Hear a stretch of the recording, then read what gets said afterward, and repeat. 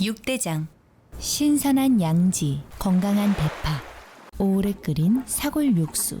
육개장 한 그릇에 온 힘을 다하니까 건강하다.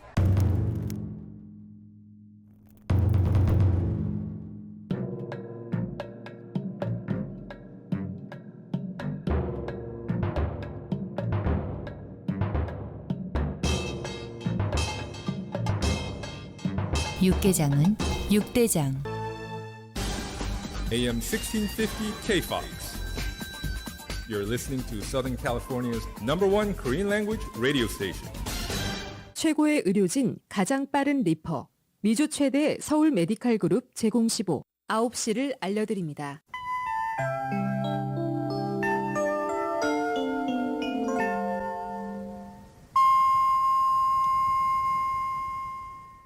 늘 행복이 넘치는 3월 보내세요. 라디오 서울이 함께합니다. 강혜신의 오늘의 미국.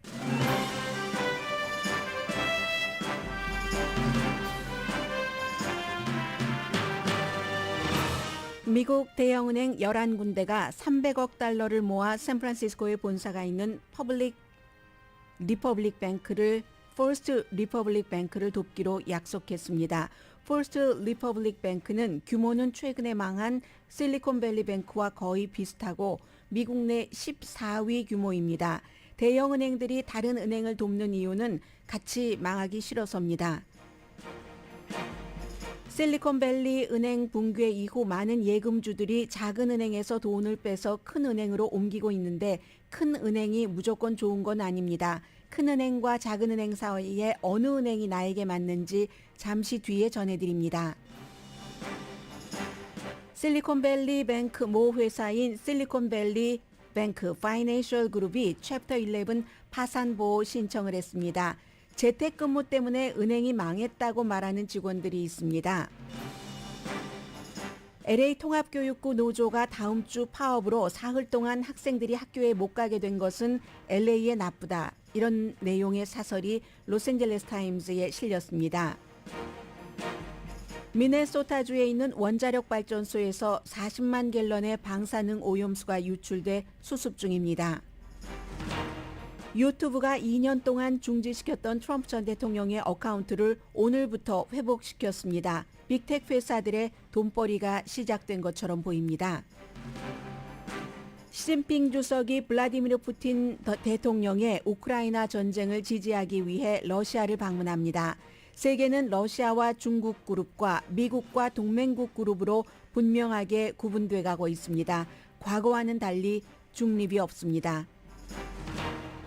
국제형사재판소가 푸틴이 우크라이나를 침공해 어린이와 청소년을 납치했다는 혐의로 그에게 체포영장을 좀 전에 발부했습니다. 여러분 안녕하십니까? 오늘의 미국 강혜신입니다. 은행권이 격동과 진정을 하루 사이에 하루에도 몇 번씩 반복하고 있습니다. 지금도 다우지수가 404.44포인트 내려가고 있고 S&P 500 지수, 나스닥 지수 조금 다 내려가고 있습니다. 어제 오후만 하더라도 좀 어느 정도 안정된 것처럼 보였는데 그렇지가 않습니다. 자넷 옐렌 재무장관이 어제 상원 재정위원회에 출석을 해서 미국의 은행 시스템은 안전합니다라고 사운드라고 얘기를 했습니다.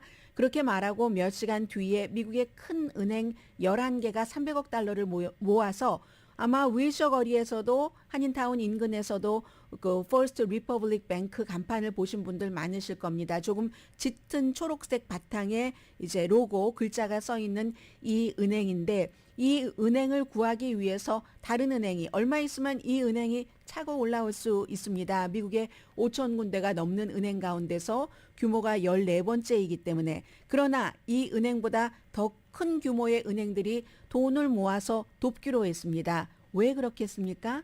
방화벽, 파이어월을 쳐주는 거죠.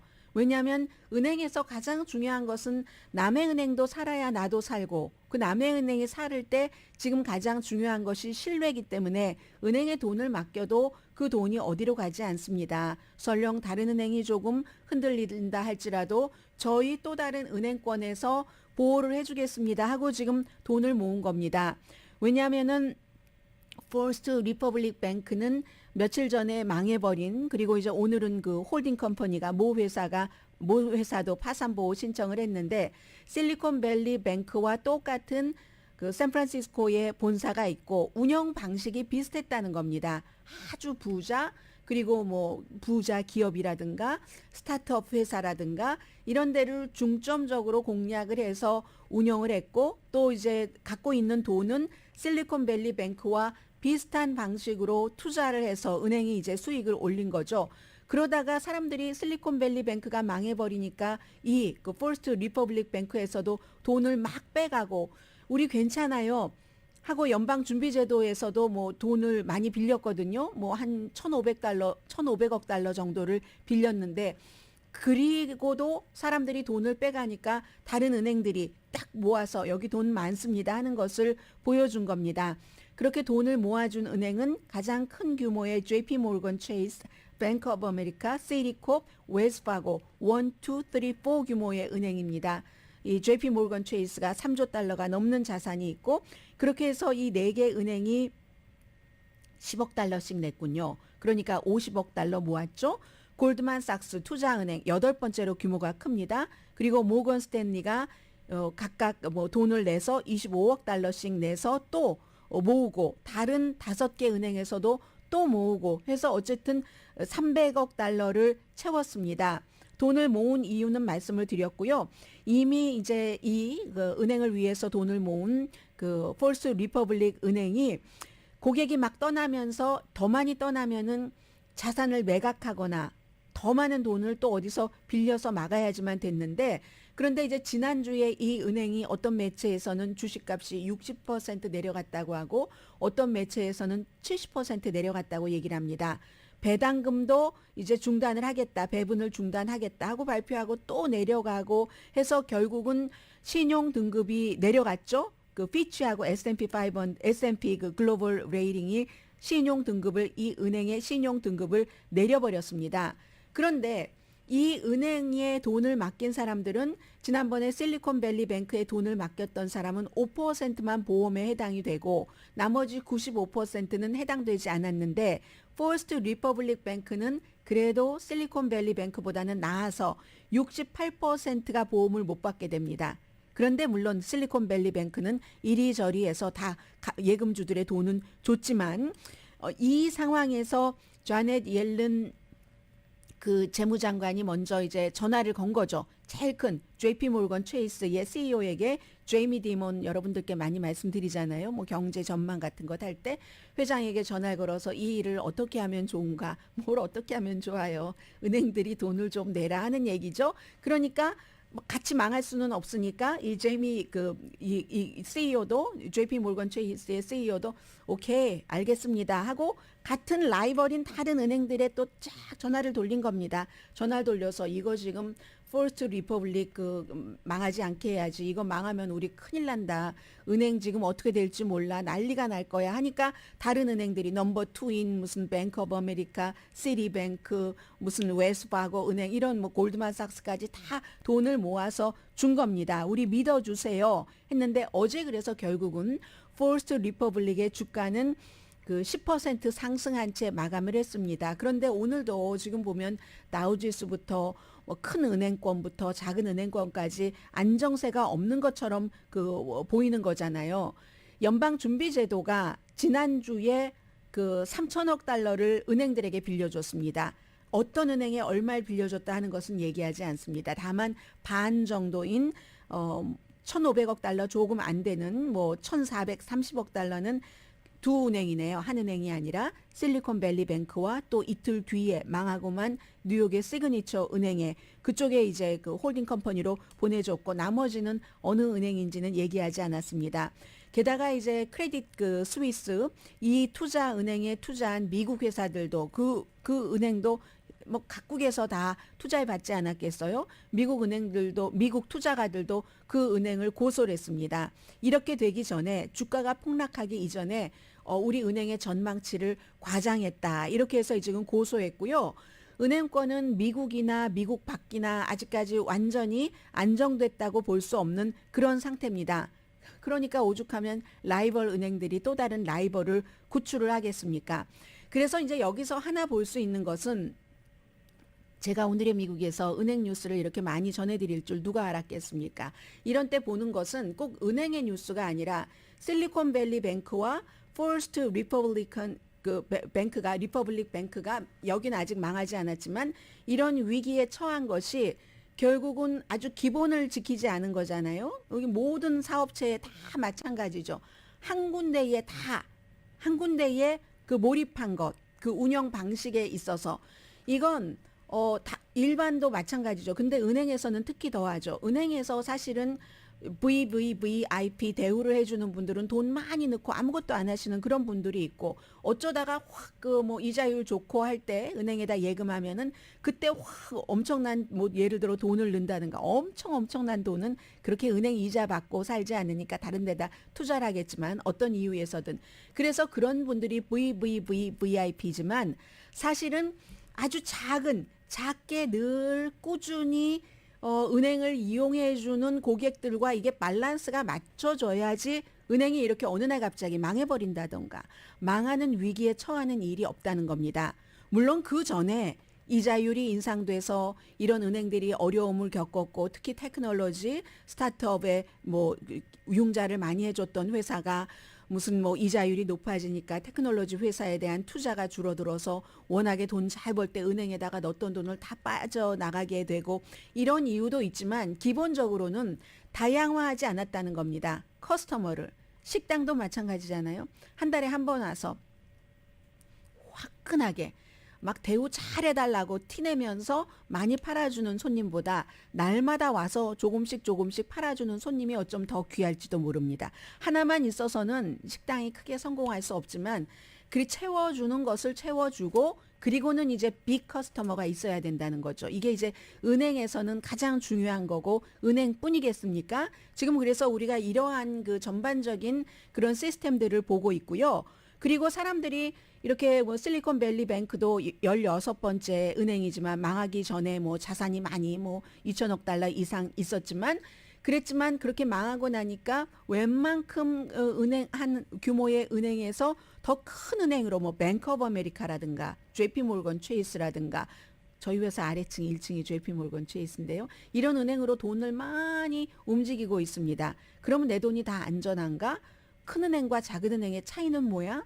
은행을 이용하는 사람으로서 그걸 좀 말씀드리겠습니다. 영국의 잡지 더 위기 아주 잘 친절하게 정리를 해놔서 저는 쉽게 여러분들께 전해드릴 수 있게 됐습니다. 큰 은행으로 돈을 옮기는데 큰 은행으로 간다고 무조건 안전하냐? 기본적으로 안전에 대해서는 비슷합니다. 어차피 25만 달러까지는 조인트 어카운트일 경우는 50만 달러겠죠. 그런 경우는 이제 보호가 되고 아주 큰 은행은 연방 이제 그 보험공사에서 보험할 만한 능력이 없으니까 다른 방식으로 사람들이 그 큰 은행에 돈을 그 큰 은행으로 옮기는 것 자체가 한국에서는 대마불사라고 번역을 하더군요. 대마불사 맞죠? 미국에서 말하는 too big, to fail. 너무 커서 이게 망할 수가 없어. 어떻게든지 구제를 해주지. 국가에서 어떻게든지 구제 금융을 주지 하는 겁니다. Too big, to fail 한다는 그런 거지만 작은 은행들도 25만 달러까지 해주고 어차피 실리콘밸리 뱅크처럼 95%가 보험에 커버가 안 되는데도 다 해주잖아요. 망하면 큰일 나니까. 국가도 큰일 나고 경제도 큰일 나고 심지어 라이벌 은행이 라이벌 은행을 살리니까 안전 부분에 대해서는 기본적으로는 그 정도로 생각하시면 되고요. 가장 큰 은행과 작은 은행의 구분과 뭐 돈의 크기는 나중에 말씀드리겠습니다. 지난번에 한번 말씀드렸기 때문에. 그런데 무엇이 차이가 있는가? 큰 은행은 아무래도 큰 규모의 프로그램이 많겠죠. 서비스도 종류가 많을 수 있을 겁니다.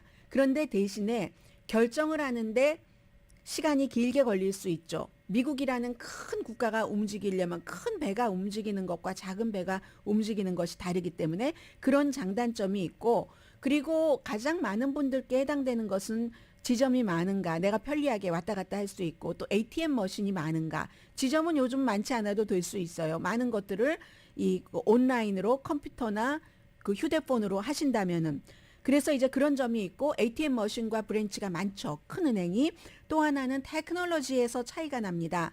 모바일과 온라인 뱅킹을 쉽게 할 수 있도록. 저는 그래서 미국 은행을 생전 가지도 않으면서 하나 미국 은행을 포기하지 못하고 갖고 있습니다. 뱅크 오브 아메리카인데요. 뱅크 오브 아메리카의 온라인 그 뱅킹 시스템이 너무 잘 돼 있어요. 한인은행과 비교를 할 땐. 한인은행은 조금 혼돈되기도 하는 부분들도 있고, 예를 들어 그냥 뱅크 오브 아메리카만 말씀드리겠습니다. 그냥 대표적인 은행이니까 브랜드네임으로 고유 명사처럼. 그러면 뱅크 오브 아메리카는 그 뭔가를 제가 유틸리티 빌 같은 거를 내는 것도 아주 쉽게 해놓고, 그리고 또 쉽게 그 스케줄링 해놨던 것을 어느 한도 내에서는 변경할 수 있게 해주고, 다른 은행과 돈이 왔다 갔다 하는 것도 한인은행보다 훨씬 편리하게 돼 있고, 거래를 할 수 있는 부분이 더 확장이 돼 있습니다. 그리고 은행권이 아닌 다른 곳하고도 연관이 돼 있고, 그렇기 때문에, 그리고 이제 또 뭐 찾기도 쉽고요. 내가 유틸리티 비를 내야지 된다 하는 이런 거 설정하기가 아주 쉽게 돼 있기 때문에 저는 미국 은행 뱅크 오브 아메리카 하나를 못 버리고 있는데, 이게 이제 대형 은행의 특징이기도 합니다. 그리고 그럼 작은 은행이라고 다 나쁘냐? 작은 은행은요, 우선 수수료가 작으니까 비쌀 것 같은데 쌉니다. 다른 물건과 다른 거예요. 물건은 막 벌크로 크게 많이 들여오면은 그 많이 사올 때 이윤이 있으니까 싸게 팔 수가 있지만, 은행은 수수료가 작은 은행이 대체로 더 싸고 이자율은 높습니다. 예금을 했을 때. 예금이나 융자할 때 작은 은행이 오히려 득이 될 경우가 많습니다. 그리고 서비스가 보다 좀 세심하겠죠. 왜냐하면 사람을 많이 상대하지 않아도 되니까 손님 귀한 줄도 알아요. 시간도 좀 있고 해서 그 퍼스널한 서비스를 한다고 할까요? 그리고 또 하나는 협상이 가능한 겁니다. 깎을 수도 있고, 뭔가 이 그 조건을 조금 바꿀 수도 있고, 또 하나는 그 커뮤니티에 기반을 하고 있기 때문에 내가 스몰 비즈니스를 한다고 할 때 우리 이 커뮤니티에서 스몰 비즈니스를 하는 오너, 나에게 맞춰서 뭔가를 해준다는 겁니다. 그리고 안전은 차이가 없다고 말씀을 드렸고요. 연방예금보험공사에서 하니까. 그리고 또 하나의 옵션이 있습니다. 큰 은행, 작은 은행을 떠나서 이 크레딧 유니온이 있죠. 크레딧 유니온은 말하자면 한국의 신용조합, 멤버들끼리 이렇게 해서 만들어서 이윤 추구를 하는 건 아니고요. 그러니까 커스터머가 만든 은행입니다. 신문으로 치자면 예전에 한겨레 신문을 사람들이 다 돈 내서 만들었었잖아요. 그때의 한겨레와 지금의 한겨레는 많이 달라졌긴 했지만, 그런 식으로 신용조합, 크레딧 유니온이 있기 때문에 이 크레딧 유니온은 상품 숫자도 좀 적고 서비스도 적습니다. 작은 은행처럼 지점도 적고 ATM도 적고 하지만 이자율이 좋고 그 수수료도 작고, 이건 작은 은행과 비교를 할 수 있고요. 융자 그 요구 조건도 작은 은행보다도 어찌 보면 더 융통성 있게, 이것도 역시 커뮤니티에 포커스를 맞춰서, 예를 들어서요, 크레딧 유니온이라고 예를 들어 구글에서 치시면 near 저 옆 근처에 있는 크레딧 유니온 하면은 지금 제가 90010 집코드로 찍었기 때문에 3,700 윌셔에도 있고 3,550 윌셔에도 있으니까 한 블럭 건들로 하나씩, 많다는 얘기예요. 그 정도로 많진 않지만 윌셔 거리니까 이렇게 붙어 있는 거겠죠. 그런데 크레딧 유니온은 전부 크레딧 유니온이라는 이름을 쓰지는 않습니다. 예를 들어서 뭐 한인 페더럴 크레딧 유니온, 아니면 유나이티드 내셔널 인베스트먼트, 뭐 이런 식으로 해서 크레딧 유니온이라는 것도 있다고 알면은 되실 것 같고요. ATM 머신 같은 것은 요즘에 크게 상관이 있는 것 같진 않아요. 왜냐하면 어차피 ATM 머신에서 우리가 뽑을 수 있는, 하루에 뽑을 수 있는 돈은 한계가 있잖아요. 많이 뽑지는 않은데 급할 때는 다른 은행에서도 뽑을 수 있잖아요. 그냥 내 그 ATM 카드로, 크레딧 카드가 됐건 데비트 카드가 됐건 수수료를 조금 몇 달러 내셔야 되죠. 그러나 부자들은 그 1달러를 가지고 아끼시더라고요.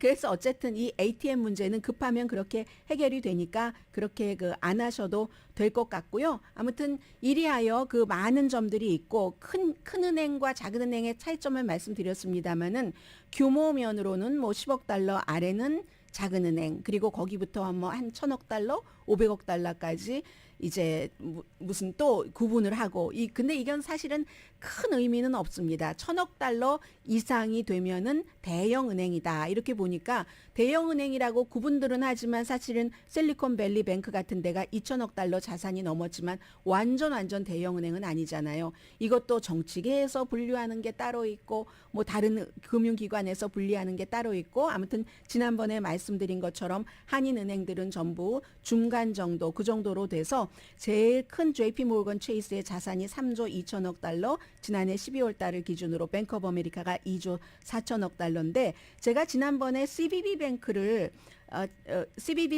클리어하지 않게 말씀드린 것 같아요. 현재 CBB 뱅크의 자산은 18억 달러, 뱅크 오브 호프가 190억 달러, 한미 73억, 우리 아메리카 31억, 퍼시픽 시티뱅크 24억, 오픈뱅크 21억, 신한아메리카 19억 달러 이 정도 됩니다. 아무튼 보통 사람들에게는 큰 은행이나 작은 은행이나 무슨 일이 있을 때 돈을 잃어버릴 만한 그럴 위험은 없다 말씀드리면서요. 왜 재택근무가 실리콘밸리 뱅크를 망하게 했다고 실리콘밸리 뱅크의 직원들이 생각하는지는 9시 35분경에 전해드리겠습니다.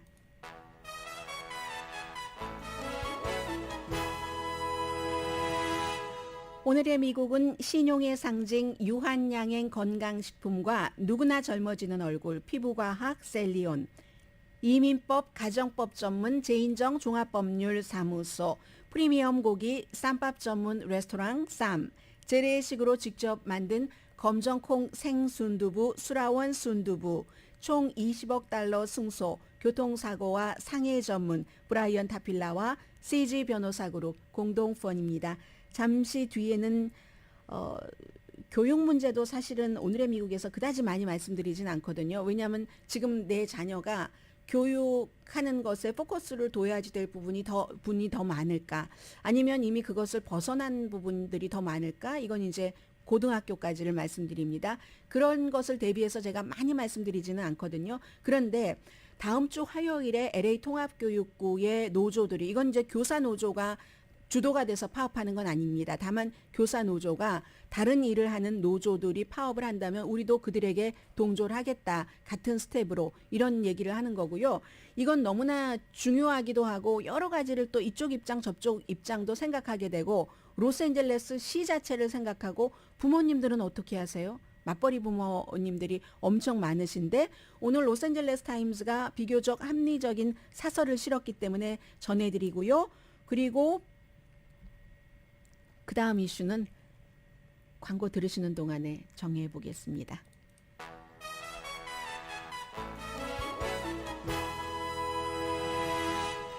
라디오 서울 방송 오늘의 미국 듣고 계십니다. 네, 화요일에 만약에 뭐 주말이라도 지금 금요일인데 뭔가 타결이 되지 않는다면은 일단 LA 통합교육고 뭐 한 3만 명 된다고 하거든요. 게다 대고 이제 교사들까지 다 합치면은 뭐 6만 명이 넘는다고 하는데 그런 사람들이 그것도 사흘입니다. 화요일, 수요일, 목요일. 혹시 이 뉴스를 처음 들으시는 그 학부모님이라면은 또 생각을 해두셔야지 될 점이 있을 것 같아요.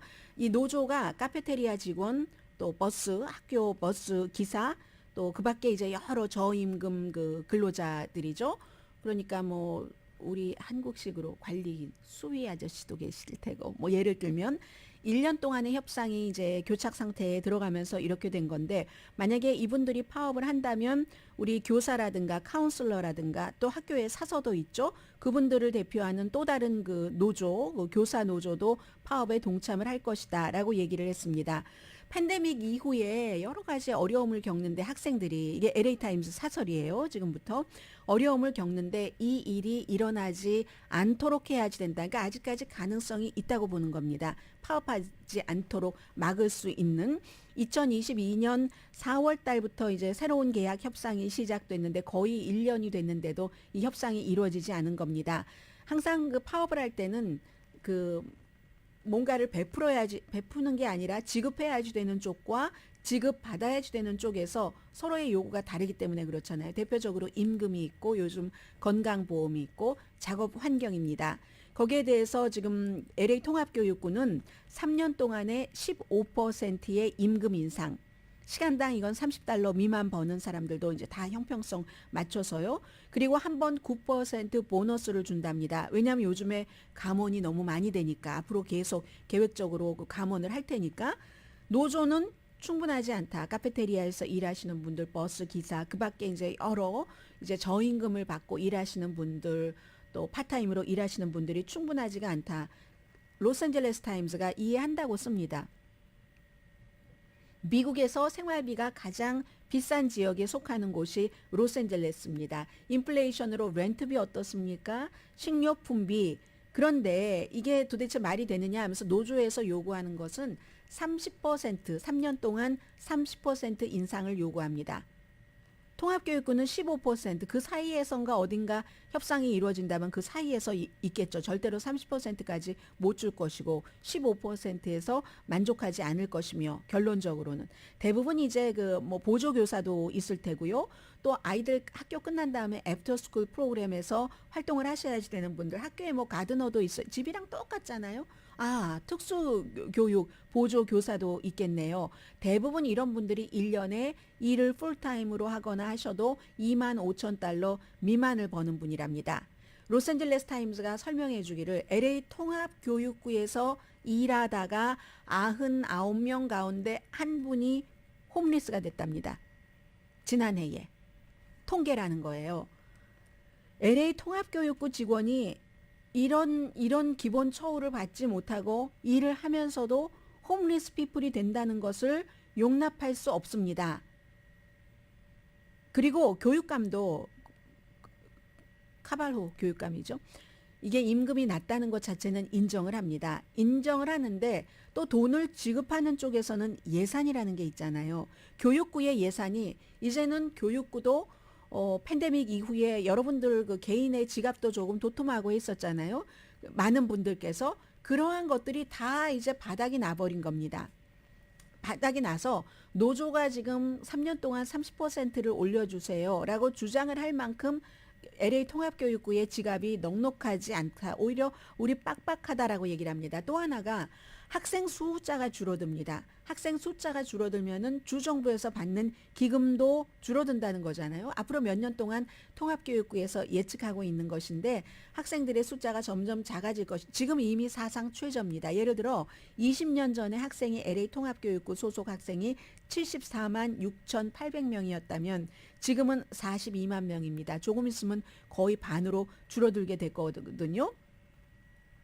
그래서 이제 이게 교육감도 이제 이런 분들이 그 파업을 하고 나면은 학교를 문을 닫을 수밖에 없다고 얘기하죠. 교사가 파업을 설령 하지 않는다 할지라도 다 감당을 할 수가 없는 거예요. 다 학교의 교육도 교육이지만 학생들의 안전을 위해서도 그렇지만 그래도 학교에 가야지만 한 끼를 배불리 먹습니다.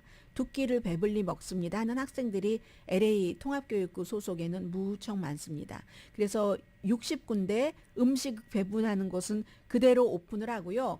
그리고 학생들이 뭐 수십만 명이긴 하지만 10,000명 정도는 돌봐줄 수 있도록 부모님들이 전부 그 화요일, 수요일, 목요일에 만일 파업을 한다면 돌보지 못할 때 10,000명 정도는 돌봐주는 곳을 오픈을 하거든요. 그러니까 학부모님들께서는 이런 것도 신경을 쓰셔야지 되고요. 사흘 동안 노는 동안에 홈워크 같은 것도 충분히 그 준비를 해놨다고 얘기를 합니다. 물론 이상적이지 않죠. 이렇게 하는 것이. 그래서 분명하게 예산 문제가 있는 것도 사실이고 그리고 이렇게 작은 돈을 받고 일하시는 분들이 생활하기 힘든 것도 사실이지만 학교에서도 교육부에서도 뭔가 이런 장기적인 문제를 처리하기 위한 해결 방안을 만들어야지 되는 것 분명하지만 그렇지만 제일 우선적으로 둬야지 될 것은 학교 문을 오픈을 해야지 된다는 얘기입니다. 학생들을 생각해서도 뭐 심리적으로도 그렇고 사흘 동안이나 하루도 아니고 사흘 동안이나 학교를 못 간다는 거잖아요. 그래서 교육부 이제 관리하는 사람들도 그렇고 교사들도 직원, 노조 리더들도 이걸 문을 닫지 말아야지 된다는 것을 최우선으로 생각을 해야지 된다는 겁니다. 이번에는 이제 이런 그 스태프들이 그 파업을 해서 교사가 동조하는 입장이지만 2019년도에는 교사가 파업했던 적이 있습니다. 그때 그 파업을 할 때 그 시장이 개입했거든요. 에릭 가세리 시장이 그 얘기를 상기시킵니다. 개입하라는 얘기예요. 지금 제가 볼 때는 캐런 베스 LA 신임 시장 이름 나오지 않았지만 당시에 에릭 가세리 시장이 도와서 이게 끝났다 이런 얘기를 하고 있거든요. 아무튼 교육부와 노조가 뭐 서로 협상이라는 게 항상 그렇지만 다른 것과 달리 학생들이 사흘이나 학교에를 못 가면 이건 LA 전체적으로 나쁜 거잖아요. 그럼 아이가 학교를 못 가서 부모가 맞벌이를 하는데 한 부모가 할 수 없이 봐야지 된다면 누군가 집에 할머니도 없고 뭐 친척에게 보낼 데도 없고 해서 집에서 봐야지 된다면 그럼 그 부모가 직장을 못 나가는 거잖아요. 마켓에 가서 일을 못 하시는 것이고 무슨 일을 못 하시는 그런 거기 때문에 이건 LA 전체에 나쁘다. 그 사이에 글쎄요. 뭐가 이렇게 진행이 돼서 파업을 안 할 수 있는 길이 있는지는 모르겠습니다만은 아무튼 이런 그 사설이 LA 타임즈에 실렸고요. 그리고 LA 타임즈에 나는 교사인데 나와 동료는 왜 파업에 동조하나 뭐 이런 글을 쓰신 분이 계십니다. 인그리드 페이라는 분인데 지난주 수요일에도 그랜드팍에서 막 시위했었잖아요. 수천 명이 모여서. 그런데 이제 이분은 얘기하기를 존중, 리스펙트라는 얘기를 합니다. 교육계가 왜 이렇게 화가 났냐면은 교사에 대한 존중이 거의 없고 직원에 대한 존중이 없다. 이 존중이 없는 게 돈에서도 나타난다는 얘기입니다. 그리고 또 3만 명이 없이 학교에 어떻게 제대로 운영할 수가 없는 것은 너무 당연한 거잖아요. 그래서 교사와 다른 최저임금을 받지 않는 그런 스태프들도 파타임과 최저임금을 받으시는 그런 분들, 교사에게도 존중이 필요하고 그런 분들에게도 인간적인 존중이 필요하다.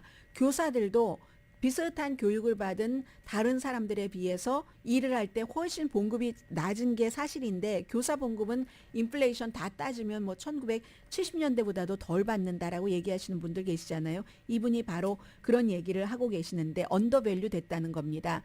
교사도 언더밸류 됐지만 교사와 같이 동료로서 학교에서 일하는 많은 다른 분들도 너무나 언더밸류가 됐다 해서 이제 이분은 교사로서 새로 들어오는 그런 그 교사들도 교육계에 새로 들어온 그런 사람들도 걱정이 되지만 이렇게 교사가 아닌 다른 일을 하시는 분들도 존중을 해야지 된다. 존중을 하면은 그걸 가능하면 돈으로 표현을 해줘야지 된다. 뭐 이런 얘기가 되겠죠. 자, 잠시 뒤에 재택근무 때문에 실리콘밸리 뱅크가 망했다. 물론 하나의 이유는 아니겠지만 그런 주장들이 내부에서는 나온다고 하고요. 그리고 트럼프 전 대통령의 어카운트를 유튜브는 왜 회복시켰을까요? 잠시 뒤에 전해드립니다. 교통사고 전문 변호사 브라이언 와인버거 1800-605-0777 We will fight for you. 변호사 브라이언 와인버거 1800-605-0777 제니를 찾아주세요.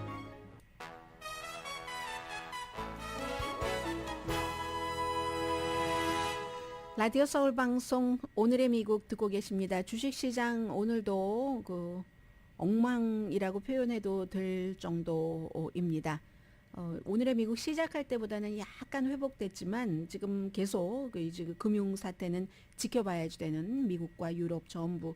어제 오후에는 뭐 이 폴스 리퍼블릭에 대해서 많은 그 미국의 큰 은행들이 도움을 준다 하니까 미국도 좀 안정적인 부분이 있었고 아시아의 주식 시장도 조금 괜찮게 나중에 그 마무리도 하고 하던데 오늘은 또 아닙니다.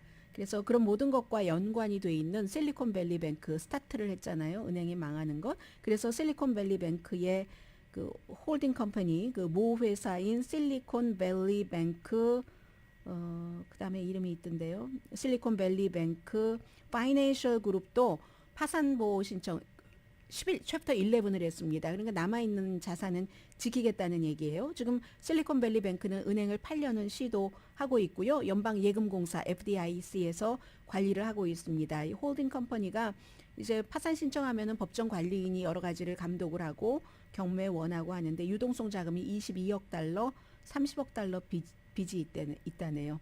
우선주가 37억 달러 정도 된다고 하는데 실리콘밸리 뱅크가 여러 이유로 뭐 이자율이 인상됐는데 그동안 돈을 가지고 아주 그 비쌀 때 채권을 샀다가 사람들이 돈을 빼가니까 채워놔야 되니까 밸런스를 맞춰야지 되니까 싸게 막 채권을 팔아서 이게 은행이 정말 막 돈이 비어 나가고 뭐 이렇게 해서 결국은 이제 거래 중지도 하고 뭐 망하고 예금주들은 전부 보호를 해줬고 FDIC에서 이렇게 됐는데 이 실리콘밸리가 재택근무를 유난히 아주 그 자랑스럽게 직원을 뽑을 때도 그렇고 하게 하는 그런 문화가 있었답니다. 심지어 이 CEO가 하와이에서 일했던 적이 자주 있었다고 하거든요. 그만큼 전국적으로 막 그 은행에 미국에서 16번째로 큰 은행인데 5천 군데가 넘는 은행 가운데서 그런데 막 경영진들이 다 전국에 퍼져 있어서 일을 해왔다는 겁니다. 일반인들도 마찬가지고 그래서 파이낸셜 타임스의 보도였어요. 이 내용은 직접적인 이유는 뭐 이자율, 장기 채권 등등 뭐 이런 게 있었지만 직접이건 간접이건 재택근무에 대해서 관리를 제대로 하지 못했다는 얘기를 하고 있습니다. 그래서 요즘엔 다른 은행들도 팬데믹 끝나고 전부 직장으로 돌아오게 하는데 그런데 이 회사는 우리 회사는 너무 융통성 있어 하면서 그렇게 했다는 거죠. 그러면서도 사실은 한 번은 경고를 하기도 했다고 해요. 지난해 말 정도에 CEO가 그 그렉 베커가 하와이에서 계속 막 일하고 이런 때에 위험성이 있는 것 같아 재택근무가 왜냐하면 가장 크게는 이런 것을 생각할 수 있잖아요. 저희 회사도 가끔 겪는 문제인데 이건 컴퓨터 시대의 어느 회사나 다 겪는 문제입니다. IT에 문제가 있을 때 회사 사이트와 접속을 해야지 될 때 회사의 와이파이로 일을 하고 뭐 이럴 때 이런 모든 때 그러면은 전국에 다 직원들이 퍼져 있으면 이 IT 관리를 어떻게 해야지 되죠?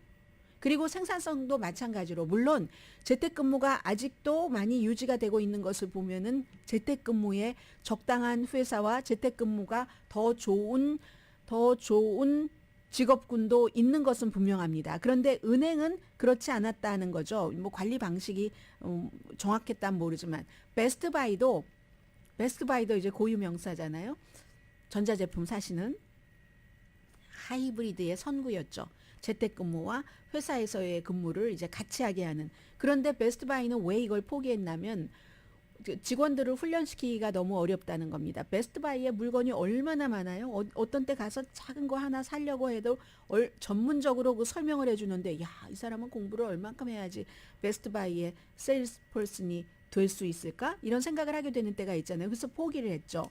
야후야말로 뭐 아주 오래전에 재택근무라기보다 이거 원격 근무라고 하는 게 낫겠네요. 이렇게 그 실리콘밸리 뱅크의 CEO처럼 하와이에서 근무를 할 때도 많고 다른 휴가지에 가서 근무할 때도 많고 휴가지에 가서 근무하는 게 일을 많이 한다는 뜻도 되지만 이렇게 반대 원격 근무라는 뜻도 되잖아요. 그래서 야후는 오래전에 시작을 했는데 새로운 CEO가 들어오면서 그것도 꽤 시간 된 것 같은데요. 전부 다시 오피스로 불러들였습니다. 해서 이제 그 직원들 사이에 그런 얘기를 하는 거예요.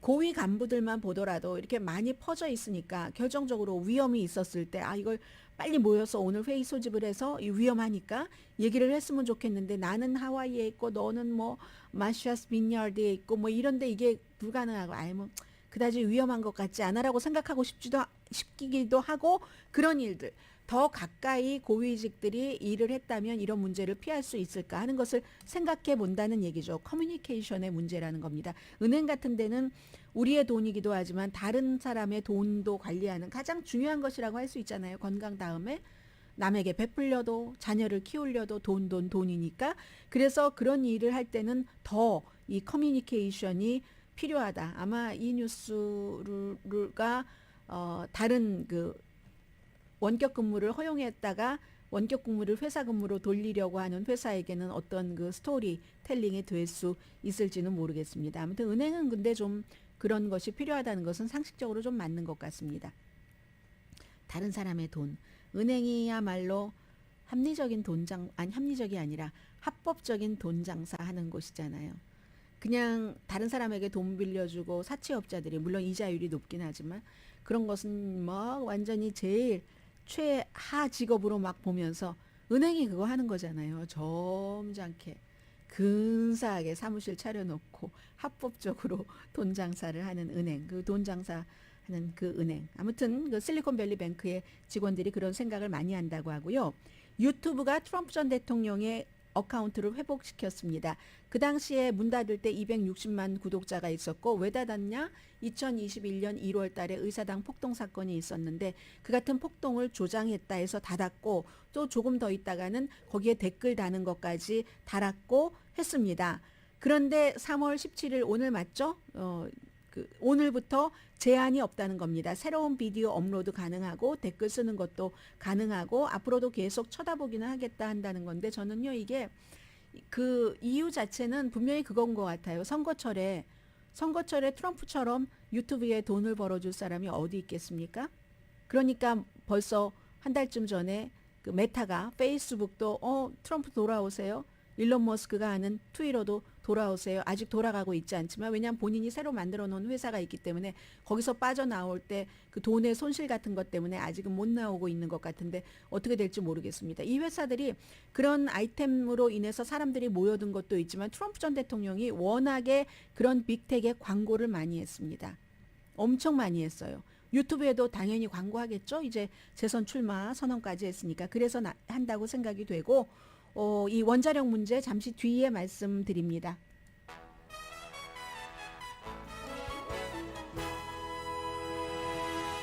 라디오 서울 방송 오늘의 미국 듣고 계십니다. 이 원자력 발전소에서 뭐가 유출됐다 하면 막 걱정하시는 분들이 계시기 때문에 물론 한국 분들이 많이 살고 계시는 지역은 아니지만 그리고 이걸 이렇게 늦게 발표를 할 수도 있구나. 미국에서는 그런 것과 함께 전해드립니다. 간단히 전해드려도 괜찮을 것 같아요. 미네소타주에 있는 원자력 발전소에서 방사능 오염수가 유출돼서 지금도 수습 중인데 11월 달에 시작됐답니다. 그런데 일반인들에게는 오늘 얘기를 한 거거든요. 그 원자력 발전소를 엑셀 에너지라는 회사가 관리를 하고 있는데 발전소 내부에서는 잡혔는데 발전소 외부로는 흘러가지 않았다고 하고 주정부도 대중 건강에 위협이 아니라고 하고 그래서 지금까지 더 조사하기 위해서 공식적으로 발표를 하지 않았다는 겁니다.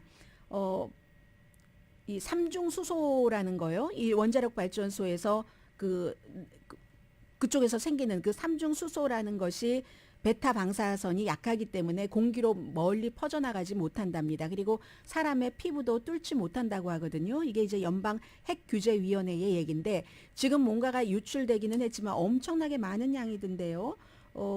하기는 했지만 위험하지 않기 때문에 가만히 있었다 하는 얘기입니다. 11월 21일에 이 발전소 사이트에서 두 빌딩 사이의 파이프에서 몬티셀로라는 지역이랍니다. 이게 이제 미니아폴리스에서 한 35마일 떨어졌다고 하니까 미네소타주에서 인구가 가장 많은 곳에서 35마일 떨어진 곳이고 그러면 미시시피 강도 있는 곳이네요. 강에는 하나도 나가지 않았다라고 얘기를 하고 지금까지 삼중 수소의 4분의 1을 회수를 했는데 지금도 회수하고 있는데 그 사이트 안에 있다는 거예요. 해서 지상에 창고 탱크를 지은답니다. 이 오염된 것을 어디로 바다로 내보낼 수도 없고 하니까 지상에 탱크를 지을 것이다 라고 얘기를 하고 있고 여전히 강조한 것이 이제 대중 건강에 위험한 건 아니다. 2009년도에도 유출된 적이 있었다고 하네요. 이 내용이 이제 뒤늦게 알려졌기 때문에 뒤늦게 미국뿐만이 아니라 세계 모든 나라에서 보도를 하고 있는데 40만 갤런 1.5리 아니 그것은 제가 잘 모르는 그 수치고요. 그냥 제가 잘 알고 있는 여러분과 제가 익숙한 40만 갤런 정도가 유출됐는데 아무런 위험성이 없다는 것 말씀을 드립니다. 그리고 이 세계가 점점 이제는 러시아, 중국 대 미국과 동맹국 이 편이 갈려져 버렸어요. 웬만한 나라는. 아주 작아서 별로 영향력을 미치지 못하는 나라는 아니지만 이제 선택을 해야지 되는 겁니다. 다음 주에 사흘이나 방문을 해요. 점심 먹고 다음 날 회담하고 시진핑 중국 국가주석이 블라디미르 푸틴이 초대를 해서 누가 더 힘이 있겠습니까? 당연히 중국이죠. 중국이 러시아 경제의 10배가 더 크니까. 그리고 이번에도 도와주세요. 아직까지 중국이 러시아에 어떤 무기를 주고 있진 않고 중국도 우리가 평화를 위해서 중재를 하겠다 하지만 그 얘기를 평화를 위해서 객관적인 입장에서 중립적인 입장에서 중재한다지만 누가 믿겠습니까? 지금도 러시아에 대해서 침공한 것을 비난하지 않고 유엔이라든가 다른 기구에서 러시아를 비난하는 결의안 낼 때 그것을 막으려고 애쓰고 있기 때문에 그런데 중요한 것은 러시아와 중국이 점점 더 손을 잡는다는 거죠. 푸틴을 지지하기 위해서 시진핑이 3월 10일 날 다시 집권을 잡게 됐잖아요. 그리고 나서 바로 처음에 방문하는 국가가 러시아가 되는 겁니다. 지난번에 G20 정상회담에서도 G20 국가들이 전부 러시아의 우크라이나 침공을 비난하려고 했는데 중국이 막아서 못했잖아요. 그런 일들이 있었기 때문에 미국에서는 시진핑 중국 국가주석과 젤렌스키 대통령이 만나기를 원합니다.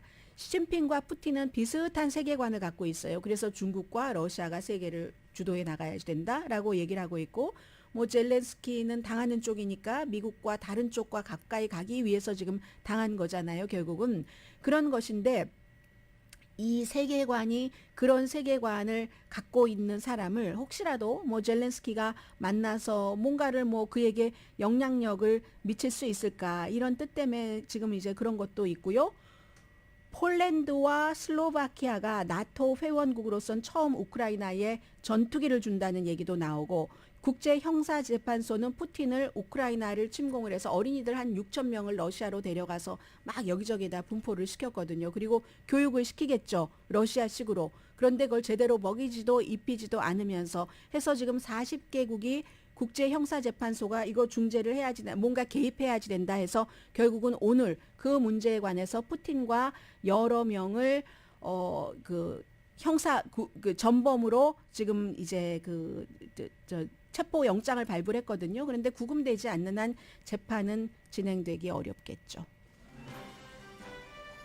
오늘의 미국은 신용의 상징 유한양행 건강식품과 누구나 젊어지는 얼굴 피부과학 셀리온, 이민법 가정법 전문 제인정 종합법률사무소, 프리미엄 고기 쌈밥 전문 레스토랑 쌈, 재래식으로 직접 만든 검정콩 생순두부 수라원 순두부, 총 20억 달러 승소, 교통사고와 상해 전문 브라이언 타필라와 CG 변호사 그룹 공동 후원이었습니다. 10시에 좋은 아침, 좋은 하루 방송됩니다. 그리고 러시아도 국제형사재판소를 인정하지 않고요. 오늘 오후에는 그 뉴스 좀 나오겠네요. 이 바이든 대통령이 아일랜드, 뭐 본인도 그쪽 계열이잖아요. 그래서 항상 윌리엄 예이츠를 시인을 인용을 하는데 아일랜드 총리를 초대를 해서 지금 백악관에 보니까 온통 초록색이에요. 아일랜드 총리도 미국의 대통령도 초록색 행커치프 꽂고 세인트 페이트릭스 데이잖아요. 강혜신이었습니다.